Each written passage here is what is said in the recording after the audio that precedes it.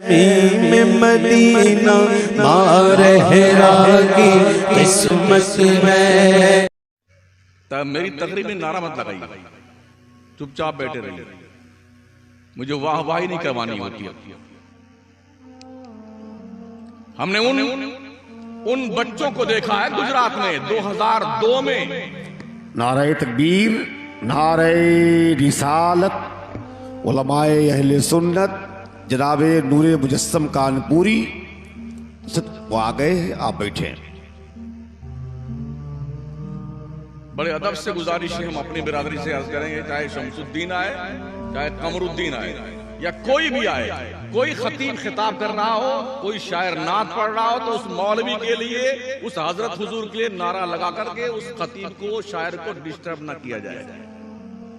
बदलिए इस रविश को। ये रविश वो है जो सिर्फ नामो नमूद की रविश है। बदलिए, किसी तकरीर से शमसुद्दीन बना नहीं है।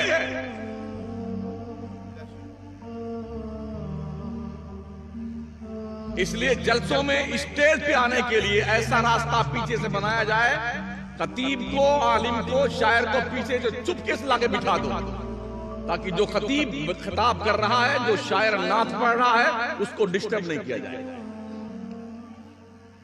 कभी आपने देखा गैरों के, हमने भी जलसे देखे गैरों के, एक नारा नहीं लगता है, और हमसे कहीं ज्यादा कामयाब जलसे उनके होते हैं। हम क्या काम करेंगे यहाँ? उनके इतने काम है ना, सोच नहीं सकते हमारे लोग।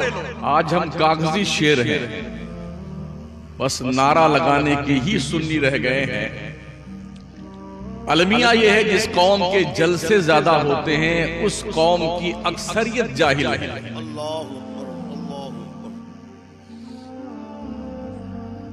मुझसे पेशतर हमारी जमात के खतीब ने बड़ा अच्छा पैगाम अमल के हवाले से दिया, लेकिन कौम अमल की बात सुनना ही नहीं चाहती।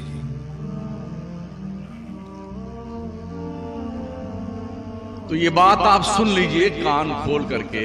बहुत जल्द दुनिया में सिर्फ दो तबका रहने वाला है, एक फॉरवर्ड, एक बैकवर्ड, एक बहुत मालदार, एक बहुत गरीब। तीसरा कोई तबका नहीं होगा अनकरीब। अल्लाह अकबर।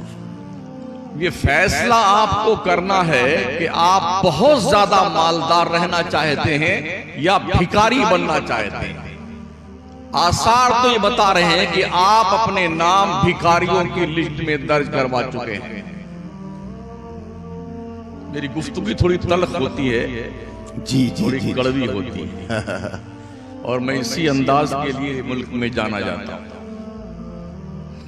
मुझे इस बात की परवाह नहीं होती कौन सेक्रेटरी नाराज होगा और कौन सदर नाराज होगा, कौन मौलाना साहब नाराज होंगे, कौन पीर साहब नाराज होंगे, मुझे इसकी कोई फिक्र नहीं होती। वो डॉक्टर ही क्या जो मरीज से पूछ करके उसका इलाज करे?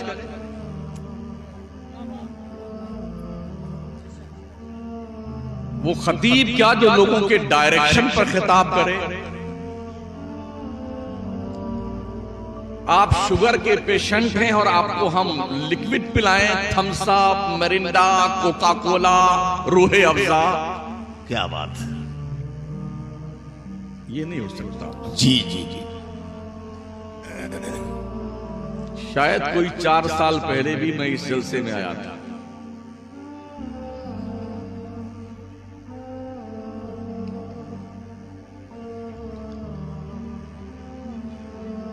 और पूरे मुल्क, मैंने अर्ज किया ना आपसे, गैरों के जलसे मगरिब और इशा के बीच में हो जाते हैं,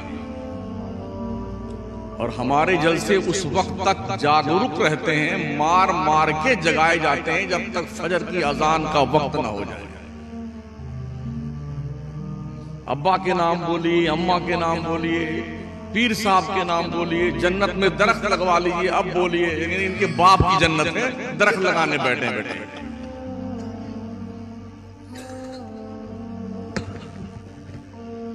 इन्हें कुछ पता नहीं बच्चों को, ये जो हुल्लड़बाजी करते हुए आए ना, इन्हें पता नहीं है कि ये कहां जा रहे हैं। अल्लाह अकबर।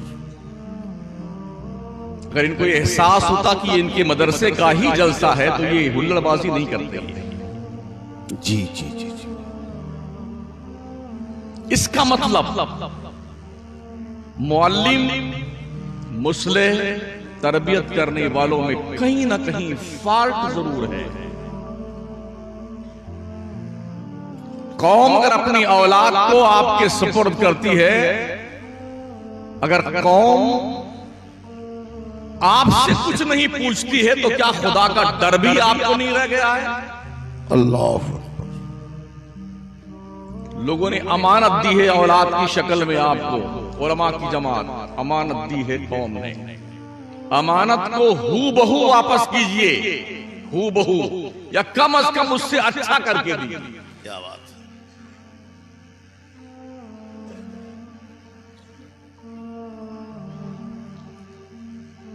दिल के फफूले जल उठे सीने के दाग से, इस घर को आग लग गई घर के चिराग से।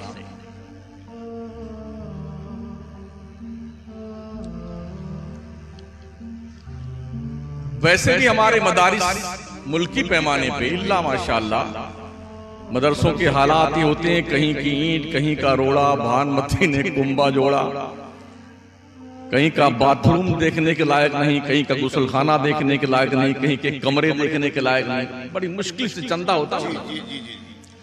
मैं अपनी कौम के मालदारों से गुजारिश करूंगा, तुम इल्म का बिजनेस क्यों नहीं करते हो? सिर्फ भंगार बेचते हो, सोफा बनाते हो।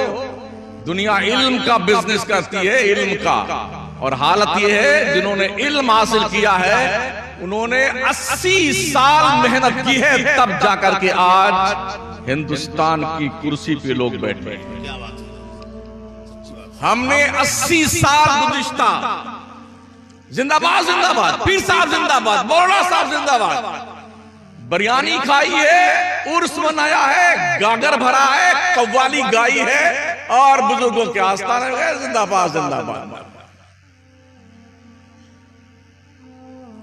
क्या तुम्हें हालात और खतरात भी महसूस नहीं होते? लोग तैयारी कर चुके हैं, मुसलमान को जिंदा रहने का जमीन पर कोई हक नहीं है। मुनज़्ज़म प्लानिंग के साथ। हैरत है, जिस बकरे की कुर्बानी का वक्त आ गया है उसे पता ही नहीं अय्याम नहर कितने करीब आ जाए।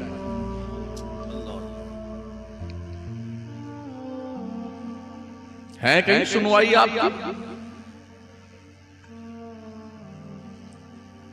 कभी आपने महसूस किया जामिया मिल्लिया पे अटैक क्यों किया गया था? कभी आपने महसूस किया जेएनयू में गोली क्यों चलवाई गई थी? कभी आपने महसूस किया मुस्लिम यूनिवर्सिटी के अंदर क्यों हंगामे और फसादात करवाए गए? सोचिए और जवाब ढूंढिए इसका। ये वो इदारे हैं जहां एससी, एसटी, ओबीसी, माइनॉरिटीज के स्टूडेंट पढ़ करके अधिकारी और ऑफिसर बनते हैं। मुल्क का 2% से कम तबका ऐसा है ना जो आपको पढ़ने नहीं देना चाहता। इसलिए इन दरसगाहों में, इन यूनिवर्सिटियों पे हमला किया गया, गोलियां चलवाई गई, लाठियां बरसाई गई, बदनाम किया गया ताकि लोग पढ़ने जाना बंद कर दें।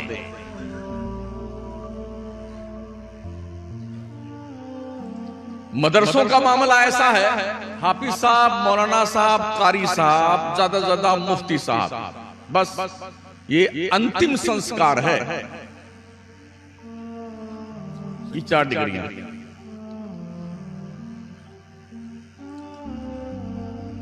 कमाल ये है कि हमारा मौजूदा निजाम तालीम जो है हालात हाजरा से फाइट करता हुआ नहीं दिखता है। एक बहुत बड़ा मुफ्ती बन जाता है, उसको एक बैंक में बाज़ाब्ता तौर पर एक एप्लीकेशन लिखना नहीं आता है। गलत तो नहीं कहता हूं, शायद लोगों को कुछ बुरा भी लगे, हमारी बिरादरी को इल्ला माशाअल्लाह। टिकट निकालने का फॉर्म भरना नहीं आता है। अंग्रेजों ने बड़ी खूबसूरती के साथ और चालाकी के साथ में जाते जाते तालीम को दो हिस्सों में बांट दिया।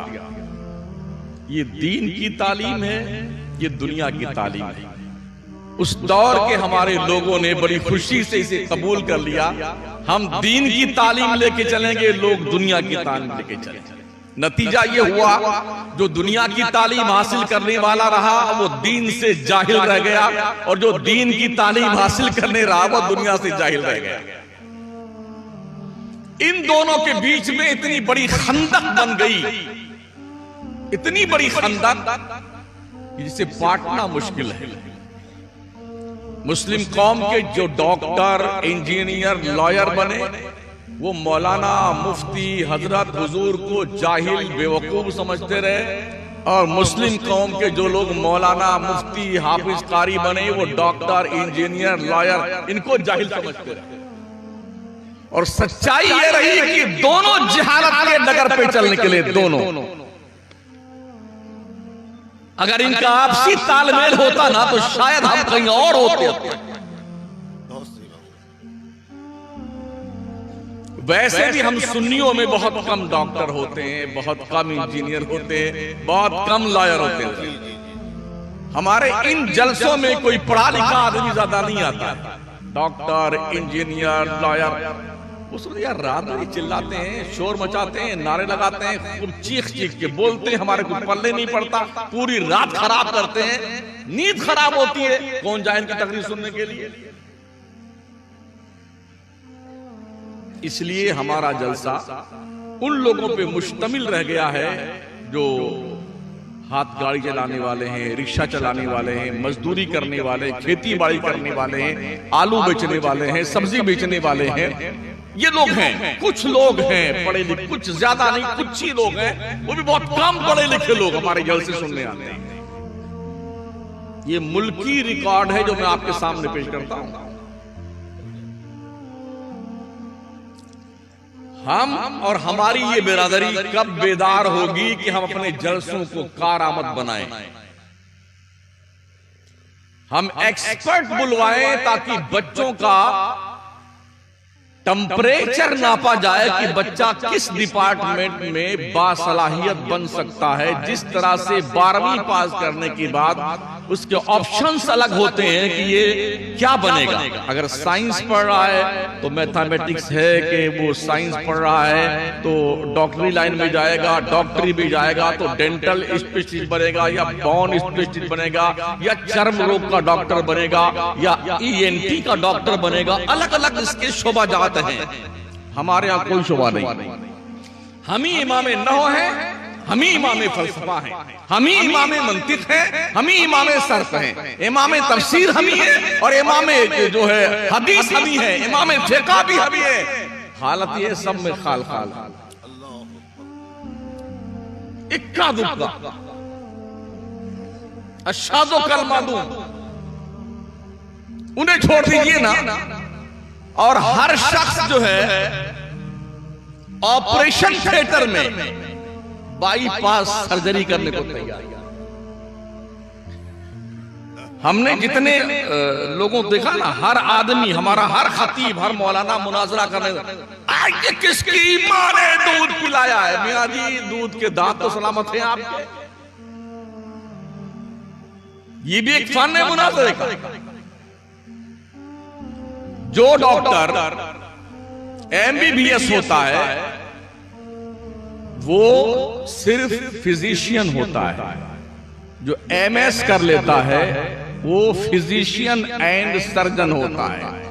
तो अगर फिजिशियन आदमी जो है बाईपास सर्जरी करने लग जाए तो डॉक्टर के ऑपरेशन थिएटर से निकलने से पहले ही डेड बॉडी निकलेगी मरीज। कंपाउंडर भी ऑपरेशन करने को तैयार, तो आदमी मरेगा नहीं। हमने ऐसे लोग भी देखे हैं जिनको मुनाजरा का हिज्जे भी नहीं आता, वो भी मुनाजरा करने का चैलेंज देते फिरते हैं। अब इस सरफिरेपन का क्या इलाज हमारी जमात के पास में है? हमें बैठ करके ये तय करना होगा कि भाई इसके अफराद कौन है जो इस मैदान को सर करने की सलाहियत रखते हैं।